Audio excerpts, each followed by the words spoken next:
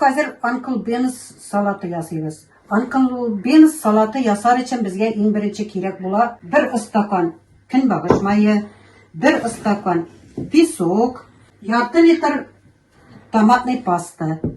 Shushalarni boshqa solib, qaynatamiz 10 minut. 2 kilo kabachki menda shapmaqlab turadik.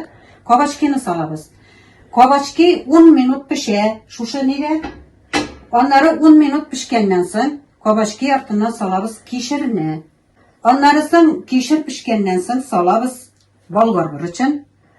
6-7 shtuk 10 minut bolg'or birichi pishgandan so'ng solamiz suvonni.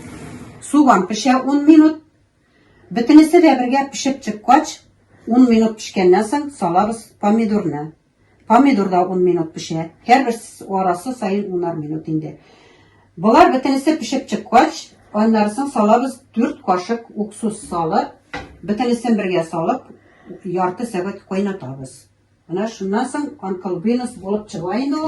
Ana yog'amiz bankaga shul bo'la oladi.